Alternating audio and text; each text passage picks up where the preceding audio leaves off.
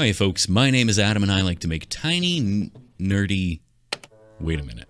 This isn't my studio. Those aren't my hands. Where am I? Oh yeah, that's right. Studson's busy working on something else this week and asked if I'd be willing to fill in for him. Oddly enough, I've got the week free and figured, why not? Now, he did leave me some pretty detailed notes, but I immediately spilled coffee on them, so I don't actually know what's going on. However, I figured this would be a really good opportunity for some quality bonding time if we all went into the unknown together. Now, right off the bat, it's important to know that Studson, like all millennial YouTubers, uses his channel as a means to purchase all the toys he was never allowed to have as a child under the guise of using them for his job. So naturally, we're going to start this video off with a sweet RC car that he's going to spend several hours doing tricks with, leaving only a quick cut of a perfectly performed half-pipe backflip. Of course, green wheels on an RC car are perhaps a touch too environmentally friendly, so the first step here will be recoating those green wheels in a nice thick layer of tar. Once the wheels conform to the 1950s American Road Safety Act, it's time to add some legs. These legs, of course, were generously donated by a much-beloved family pet. No, Mama. I'll do it. Naturally, you'll want to sand your legs before painting, and while you could just use water to keep the dust to a minimum, Studson is operating at peak efficiency, so he uses baby oil since it works for wet sanding while also ensuring he's got the smoothest, softest hands on YouTube. Otherwise, some Emium Airboard will cover the freshly half-legged half-legs missing half a leg and cover the otherwise unnaturally looking flat surface in a protective coating of rhinestones. Rhinestones, of course, function as both rivets and SEO engagement for any middle-aged country pop stars trying to relive their lost years. Finally, these rhinestone legs can be attached to the back of the car.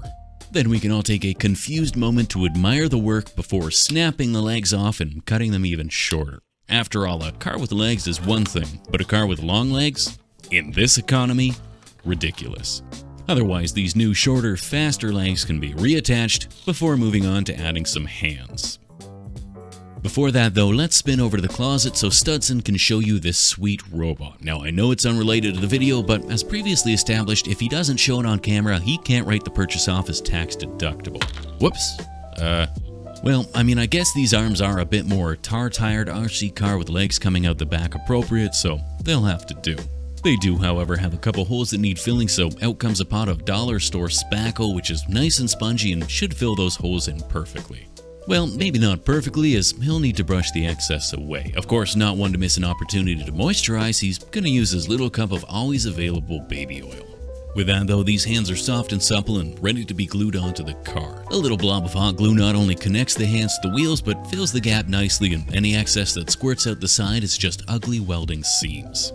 Back to the robot, it's already missing its arms, so why not finish the job and sweep the leg? Of course, snapping that leg off was purely done out of spite, since Studson's gonna chop the foot off the still attached leg and glue that onto the back of the car. The wheels are gonna need some wheel wells to cover them, and being a master of kit bashing, Studson's gonna make his wheel wells from wheel wells, but like chopped off a different car. Onto the wheels these wells go, and it's time to cover the front of the car with something else. So naturally, the first thing that comes to mind is that spare foot. A little emergency surgery will separate the foot from the leg, but it's not quite the right size, so a bit more careful cutting will get a form-fitting shape. Also, as it's being shaped into shape, it's important to take a moment to remember that the ever-present eye of our horseshoe overlords is watching.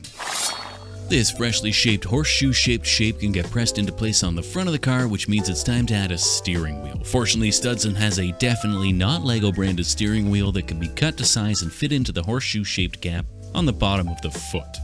Now, not one to waste a good greebly, the back end of the steering wheel makes an excellent car butt, or for you mechanical aficionados out there, an exhaust pipe. Finally, it seems the front of the car is missing a certain something, which I think it's safe to say is Mario's head. Let's go! This head, however, seems to be securely attached to this handheld candy machine. Fortunately, being an impulse purchaser, Studson likely has the perfect tool for the job. The real question then is whether the scissors are really big or Studson is just really small. Ouch! Of course, decapitating a much-beloved video game icon tends to make one a bit peckish, but fortunately, even in death, Pez Mario provides. Finally, with his hunger sated, Studson is ready to honor Pez Mario's sacrifice by hot gluing his head to the front of a car. Mario? At this point, the Mario Kart appears to be mostly finished, but that seat's a little rough looking. Thankfully, upgrading to the Robo Puppy Air Edition will add a nice touch of premium comfort to the interior. Now, one downside of decapitating Pez Mario is that there's a gap on the bottom of the car, but one upside is that you can fill that gap with some snacks for later. Then a perfectly sized piece of unidentifiable plastic will fit nicely into place while preserving the beautiful sound of plastic encapsulated candy. Now this Mario Kart is looking pretty sweet, but check out all these boxes of Gundam that Studson had to buy for work. Specifically, he bought these boxes because they included these little leftover bits that he knew would be perfect greeblies for a future Mario Kart video. These are totally legitimate business expenses. He probably didn't even build the models, and if he did, he didn't enjoy it. Otherwise, with those pieces in place, he can make sure it all stays together by adding some Leather Daddy straps. He'll cut a thin strip of foam, I assume, and wrap that around the car's chassis chest, or chassis if you prefer. Then do the same thing with a couple shoulder straps. And to reiterate that this is in fact a proper Leather Daddy outfit, he'll attach a handful of rhinestones across the surface. The big ones are like buckles, and the little ones are just for fun. Now, the majority of the car's body is looking nice and textured, but if there's one glaring omission, it's these entirely too conventional looking rear tires. To fix this, Studson's going to trace a perfect circle onto a ping pong ball and flawlessly extract it using his scalpel, then glue that perfect little dome onto his wheel and attach a few more little domes for the big dome to add that final domey texture. Finally, it wouldn't be a Studson video if he didn't shoehorn a horseshoe in at some point, so I suppose it's time to summon the Sentihorse.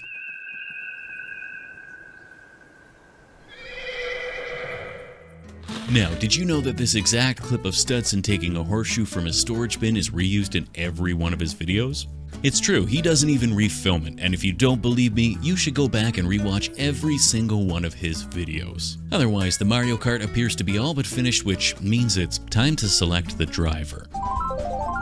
Select your player. Too obvious, too green, too tall, too redundant, already taken, too fast, too big. Ooh. Just right. So once the perfect player's been selected, the others can be set aside. However, before this car can drive a man, it's gonna need a body. So once the steering wheel that's totally been there the entire time is removed, he can attach a pair of hands. And in a shocking surprise to no one, he somehow has a perfectly sized, perfectly shaped pair of hands to fit this wheel. Now there is an unsightly hole in the back of the hand, but that can be easily covered with a little plastic card cut and sanded to size and glued in place. These hands then can be attached to the body, which will be made of whatever that thing is. However, Carman's forearms will be a bit short, so Studson's going to take a little tube and turn that little tube into an even littler tube so he can attach the hands to the torso with all the grace and manual dexterity we've all come to admire. Carman's butt cheeks are made of little plastic clips that spontaneously shrink to the correct size, and its legs are an assortment of clips and tubes clipped and tubed together, leaving only the need to add some feet. And really, what are feet but hands with the fingers snipped off? A little snipper and scalpel surgery will remove the vestigial digits, leaving Carman with some excellent little single-toed feet. All that's left to do at this point then is attach a little washer on top to facilitate the attachment of a head, and it's prime time. Here we can see Studson's total disregard for the cost of paint as he pours out roughly 15 times more primer than he needs and applies a thin coat over the entire model. He'll then follow this with a heavy dry brushing of metallic paint to make the body look metallic before finally gluing Carman's car head in place. Then it's into the waiting room where Carman will sit patiently as he waits for his Mario Kart to be professionally detailed. Now, prior to painting all the parts with an appropriate palette, Studson's gonna goop a goopy gray mess over all the parts that need painting. Presumably this is a primer. Next, a quick check to make sure the Mario Kart is still mechanically sound. And while the shaker's out, he may as well shake some paint as well. This freshly shaken blue paint can be painted over all the parts that will be painted blue, which is pretty much Mario Kart Mario's jumpsuit. I guess this means I was projecting when I thought he was making a Leather Daddy bodysuit earlier. Then he'll paint the red parts red, pausing to reflect on the purpose of painting red stuff red before moving on to painting the feet brown and the hands white.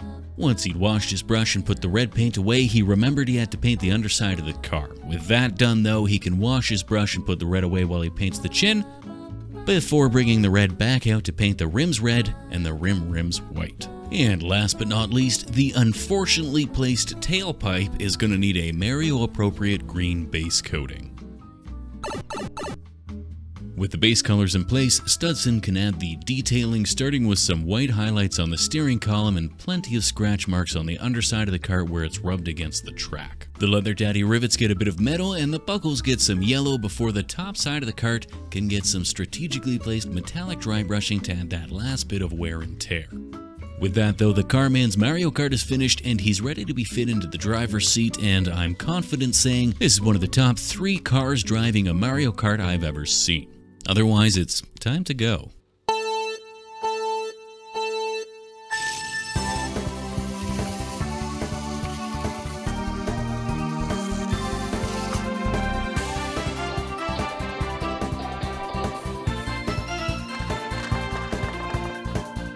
And I'm back from my travels north of the border. A huge Tiny Nerdy thanks to Adam for being able to take over on such short notice. Make sure to run on over to his channel after this because, coincidentally, he was also very short-staffed in the voiceover department this week. No shout-out song this time, but to take a note from Adam, thank you to all of my patrons. You are the Italian gasoline blood that pumps through the engine of this car-driven Mario Kart of a channel. Thanks for watching, and we'll see you next time. Cheers!